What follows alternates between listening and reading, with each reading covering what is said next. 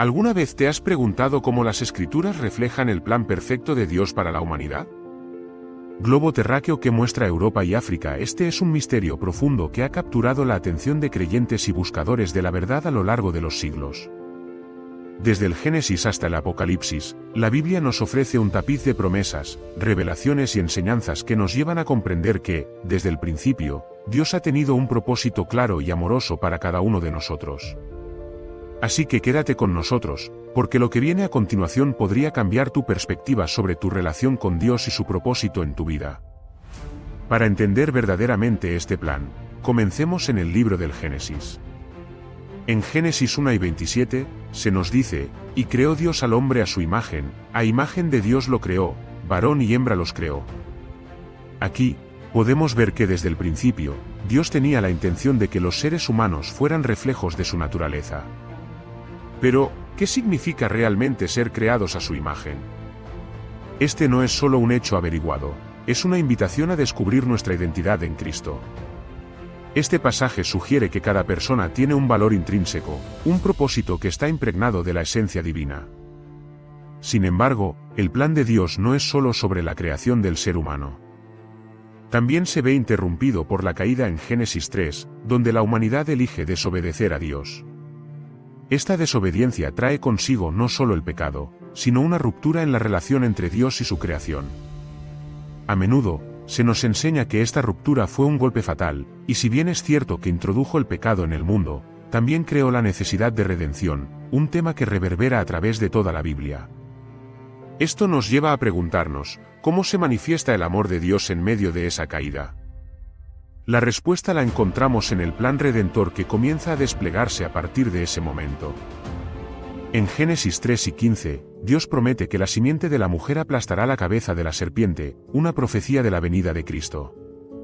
Este pasaje es crucial porque marca el primer destello de esperanza en medio de la desesperación.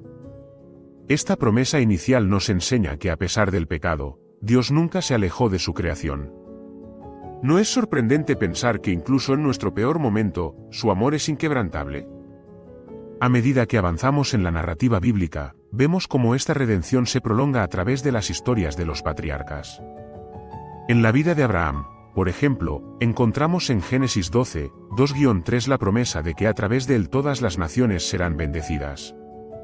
Este es un claro mensaje de inclusión que va más allá de una sola nación. Dios estaba preparando el camino para la venida de nuestro Salvador. ¿Te has detenido a pensar en el impacto de esta promesa en tu propia vida? Cada vez que buscas la bendición de Dios, recuerdas que eres parte de una narrativa más grande que abarca a toda la humanidad. Pero la narrativa de la redención no se detiene con Abraham. En Éxodo, Dios decide liberar a su pueblo de la esclavitud en Egipto. A través de Moisés, vemos la manifestación de su poder y el cumplimiento de sus promesas. En Éxodo 6, 6-7, Dios dice, «Yo soy el Señor, y yo os sacaré de debajo de las cargas de Egipto, y os libraré de su servidumbre, y seré vuestro Dios». Esta declaración no solo señala la liberación física, sino también la restauración espiritual. ¿Alguna vez has sentido que estás atrapado en un lugar oscuro en tu vida? La historia de la liberación de Israel es un recordatorio poderoso de que Dios puede sacarnos de cualquier opresión. Sin embargo, el camino hacia la libertad es un proceso. A través del desierto, Israel enfrenta pruebas y desafíos que reflejan su propia lucha espiritual. Desde la provisión del maná hasta el agua de la roca, cada milagro es una lección sobre la dependencia de Dios. En Deuteronomio 8:3, se nos recuerda, no solo de pan vivirá el hombre, sino de toda palabra que sale de la boca de Dios. Aquí, se nos enseña que la verdadera vida no proviene solo de las necesidades físicas, sino de una relación profunda con nuestro Creador. ¿Cómo estás alimentando tu espíritu en medio de tus propias adversidades? La historia de Israel continúa, y eventualmente, Dios establece un pacto con ellos en el monte Sinaí, dándoles la ley. La ley no es simplemente un conjunto de reglas, es una guía para vivir en comunión con Dios y entre ellos mismos. En Levíticos 7:18 se nos instruye, amarás a tu prójimo como a ti mismo. Este principio sigue siendo fundamental en la enseñanza de Jesús y esencial para nuestra vida como cristianos hoy. ¿Te imaginas cómo cambiaría el mundo si todos viviéramos de acuerdo con este mandamiento? A medida que Israel entra en la tierra prometida, enfrentan luchas y victorias, una alegoría constante de nuestra propia jornada de fe. Con el tiempo, comienzan a desear un rey, y Dios, en su soberanía, permite que elija a Saúl, y luego a David. Aquí vemos el corazón de Dios. En 1 Samuel 16, 7, Dios le dice a Samuel: no mires a su parecer, ni a lo grande de su estatura, porque yo lo desecho, pues el Señor no mira lo que mira el hombre, pues el hombre mira lo que está delante de sus ojos, pero el Señor mira el corazón. Esta declaración subraya un principio vital: Dios valora el carácter sobre la apariencia. ¿Qué nos dice esto sobre la importancia de nuestra propia vida interior? David, aunque imperfecto, se convierte en un símbolo del amor y la misericordia de Dios. Su arrepentimiento genuino después de fallas morales muestra que el perdón de Dios está siempre disponible para aquellos que se acercan a Él con un corazón contrito. En Salmo 51, 10, David clama: crea en mí, oh Dios, un corazón limpio, y renueva un espíritu recto dentro de mí. Este clamor es una música que resuena a través de los siglos, invitándonos a todos a buscar una transformación espiritual. ¿Estás dispuesto a pedirle a Dios esa renovación en tu vida? A través de los profetas, Dios continúa revelando su plan para la salvación. Isaías es uno de ellos, y sus profecías sobre el Mesías, el siervo sufriente, son fascinantes. En Isaías 53, 5 leemos: mas él fue herido por nuestras transgresiones, molido por nuestros pecados, el castigo de nuestra paz fue sobre él, y por su llaga fuimos nosotros curados. Esta imagen de sacrificio y redención nos lleva directamente a la cruz, donde el sacrificio de Cristo cumple la profecía y revela el amor incondicional de Dios hacia la humanidad. Y a medida que nos acercamos al Nuevo Testamento, descubrimos el cumplimiento de las promesas de Dios en la persona de Jesucristo. Nacido de una virgen, en un humilde establo, Él es la evidencia viviente del cumplimiento del plan perfecto de Dios. En Juan 3 y 16, encontramos una de las declaraciones más poderosas de la Escritura: porque de tal manera amó Dios al mundo, que ha dado a su Hijo unigénito, para que todo aquel que en él cree, no se pierda, mas tenga vida eterna. ¿Te has tomado un momento para reflexionar sobre la profundidad de ese amor? A lo largo de su ministerio, Jesús revela el corazón del Padre, enseñando sobre el amor, la compasión y el perdón. Nos reta a vivir no solo en obediencia a la ley, sino en una relación profunda y personal con Dios. El Sermón del Monte, en Mateo 5 a 7, es un ejemplo perfecto de cómo Él redefine la justicia y el amor, llevándonos a entender que Dios no solo está interesado en nuestras acciones exteriores, sino en nuestras motivaciones internas.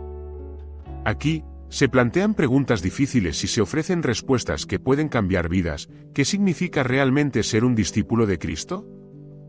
Los relatos de los milagros de Jesús también son importantes, ya que no solo son actos de compasión, sino señales del reino de Dios llegando a la tierra. ¿Te has preguntado qué significa eso para nosotros hoy?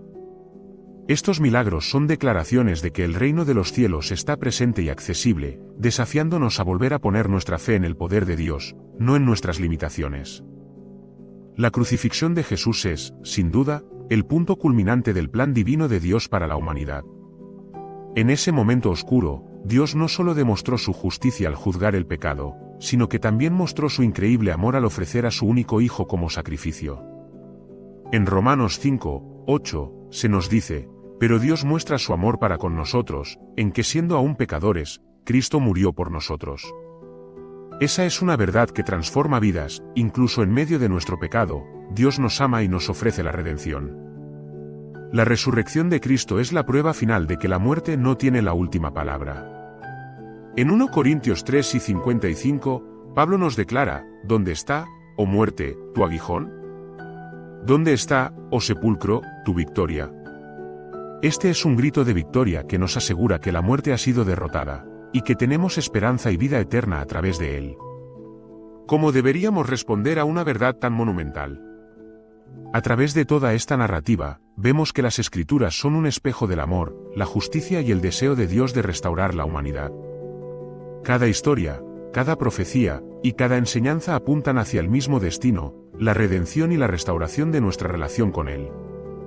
Esto nos lleva a entender que el plan de Dios no es solo un conjunto de reglas o historias, sino una invitación continua a participar en una relación viva con nuestro Creador. Pero lo más asombroso de todo esto es que el plan de Dios incluye a cada uno de nosotros.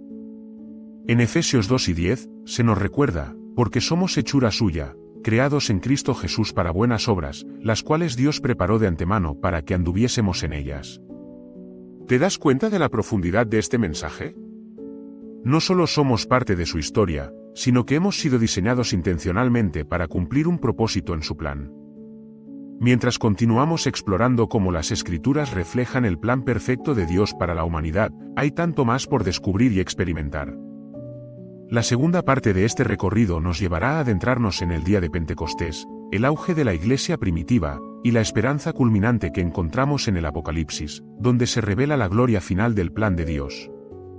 Así que quédate con nosotros, porque lo que viene prometemos que será igualmente enriquecedor y transformador. Al llegar a la narrativa del día de Pentecostés, nos encontramos en un momento decisivo en el plan de redención de Dios. Después de la resurrección de Jesús, sus discípulos fueron instruidos a esperar la llegada del Espíritu Santo. En Hechos 2, 1-4, leemos, cuando llegó el día de Pentecostés, estaban todos unánimes juntos. Y de repente vino del cielo un estruendo como de un viento recio que soplaba, el cual llenó toda la casa donde estaban sentados.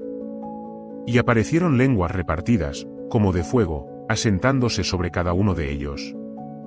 Este evento no solo marca el nacimiento de la Iglesia primitiva, sino que también es una manifestación del plan de Dios para llenar a su pueblo con su poder y presencia. El descenso del Espíritu Santo no es simplemente un evento donde los apóstoles reciben una nueva habilidad, es el cumplimiento de la promesa de Jesús en Juan 14, 16-17, donde él dice que el Consolador, el Espíritu de verdad, estaría con ellos para siempre. Esto resalta una transformación significativa, la vida y el propósito de Dios no solo se limitan a un lugar o una cultura, se expanden a todas las naciones. ¿Has considerado alguna vez la grandeza de que el mismo Espíritu que levantó a Jesús de la muerte habite en nosotros? Esa es una fuente de poder y esperanza indescriptible. Así, lo que comenzó en Jerusalén se propagó rápidamente.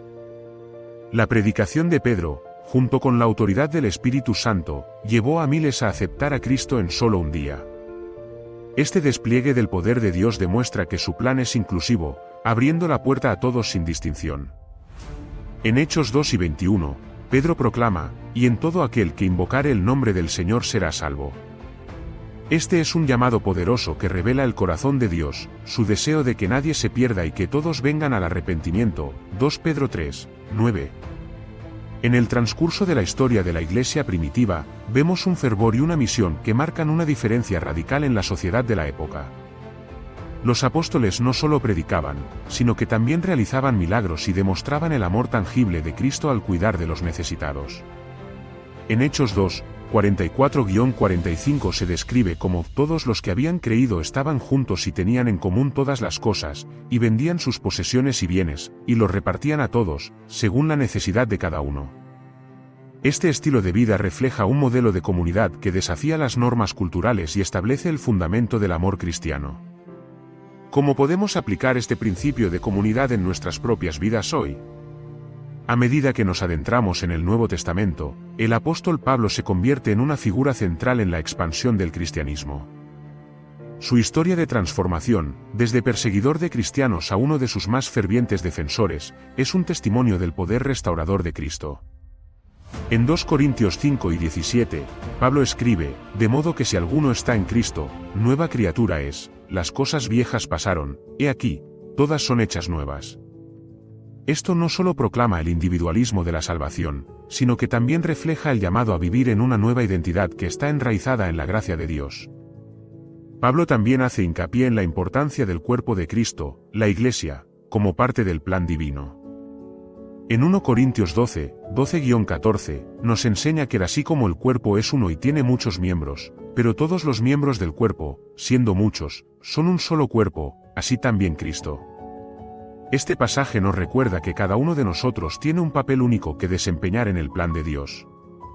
¿Te has preguntado alguna vez cuál es tu función dentro del cuerpo de Cristo y cómo puedes contribuir a su obra?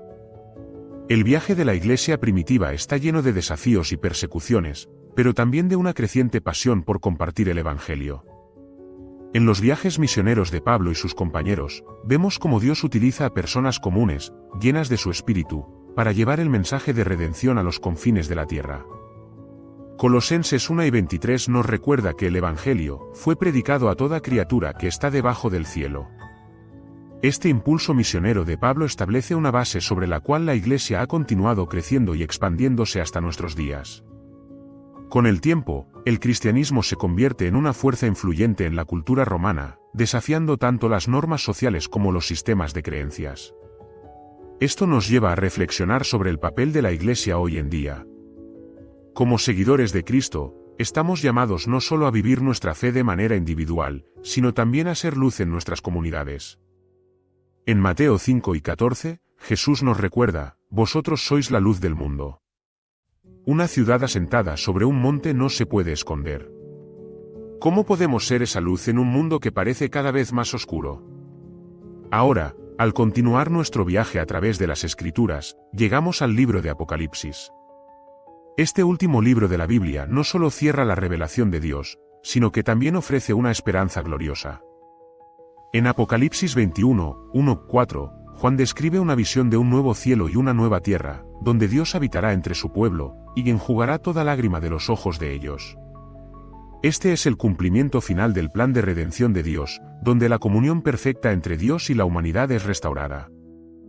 La promesa de la nueva creación es una de las verdades más poderosas de nuestra fe. Nos recuerda que, aunque enfrentemos sufrimiento y dificultades en este mundo, nuestro futuro es uno de esperanza y restauración. Romanos 8:18 nos alienta: porque tengo por cierto que las aflicciones del tiempo presente no son comparables con la gloria venidera que en nosotros ha de ser revelada. Esta perspectiva eterna nos ayuda a navegar por los retos de la vida actual con valentía y esperanza. Mientras contemplamos esta poderosa narrativa de redención, es esencial entender que el plan de Dios para la humanidad invita a cada uno de nosotros a ser parte activa. Desde la creación hasta la redención culminante en Cristo, su deseo es que vivamos en relación con Él y entre nosotros. Esto despierta en nosotros una respuesta. ¿Cómo podemos involucrarnos en lo que Dios está haciendo en el mundo hoy? A medida que examinamos las Escrituras, vemos que la invitación hacia el discipulado es clara. Jesús nos llama a seguirle, a vivir en su luz y compartir su amor. En Mateo 28:19-20, conocido como la Gran Comisión, Él nos encomienda: por tanto, id, y haced discípulos a todas las naciones. Esta tarea no es solo para unos pocos, es un llamado que se extiende a todos los creyentes. ¿Cómo podemos establecer relaciones significativas y compartir la esperanza que tenemos en Cristo con aquellos que nos rodean? En conclusión, la narrativa de la Biblia no solo es un recuento de eventos históricos, sino una revelación del corazón de Dios y su interminable amor por la humanidad. Desde la creación hasta la redención, encontramos un hilo común de gracia y propósito. Nos invita a reconocer nuestra identidad en Cristo y a vivir con un sentido renovado de misión. Cada uno de nosotros es una pieza clave en el plan de Dios, y al entrelazarnos en su obra, participamos en la expansión de su reino en la tierra. A medida que avanzas en tu propio camino espiritual, recuerda que estás invitado a experimentar la plenitud de la relación con Dios. Acepta el poder transformador del Espíritu Santo, vive en comunidad con otros creyentes, y comparte el amor de Cristo con el mundo. El plan de Dios para la humanidad es un regalo de esperanza, y tú eres parte de esa hermosa historia. ¿Estás listo para seguir adelante y descubrir lo que Dios tiene preparado para ti? Juntos, avancemos en esta maravillosa jornada de fe.